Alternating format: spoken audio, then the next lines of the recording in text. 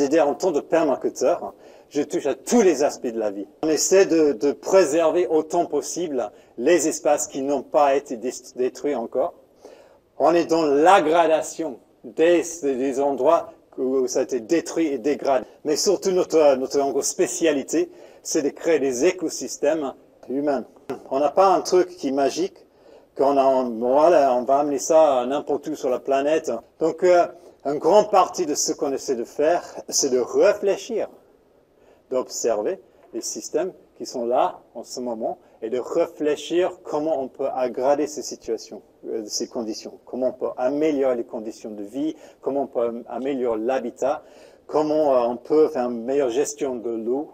Qui dit, ouais, mais en ce moment, avec l'agriculture extensive, chimique, machin, truc, on parvient quand même à nourrir la planète, c'est un mensonge. Parce que même avec ça, on n'arrive pas. On arrive avec ça et aussi toute cette production qui est cachée des chiffres. Et nous, on a trouvé que les systèmes à petite échelle, mais intensifs, sont beaucoup plus productifs que les grands espaces. Donc, nous, on a tendance à parler de l'agriculture actuelle comme de l'agriculture extensive. On utilise des milliers d'hectares pour produire relativement peu.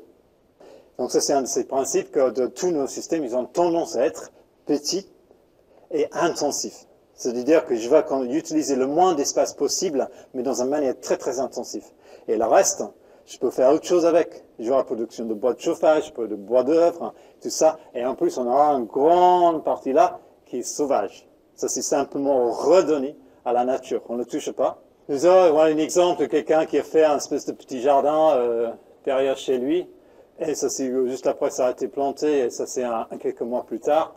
Il a transformé son jardin en production. Donc, c'est quelque chose qui est très simple à faire. C'est vraiment très intéressant à mélanger nos cultures de légumes avec les arbres et les arbustes. Il y a beaucoup de raisons pour ça. Le profondeur d'enracinement, parce qu'ils attirent beaucoup d'oiseaux pour le fiente, etc., etc. Aussi parce que j'aurai aussi des pommes, des noix, des doigts, des pailles, tout ça. J'ai envie de savoir comment c'est produit, les choses que je mange. J'ai envie de savoir. Je ne suis pas convaincu que les gens qui gèrent Leader Price, ils sont dans un respect de moi, d'un souci de ma santé. Je ne suis pas convaincu de ça. Peut-être, j'en sais rien. Mais j'ai envie d'aller voir, aller visiter les gens qui produisent des choses que je vais manger.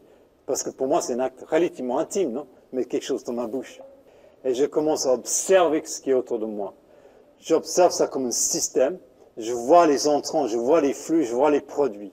Je vois les besoins des gens. Je comprends leur culture, la culture générale d'un pays, etc. Et par la suite, je peux commencer à comprendre. Par la suite, je peux commencer à concevoir des systèmes qui sont adaptés à leurs besoins, leurs envies, leur climat, microclimat, culture, etc.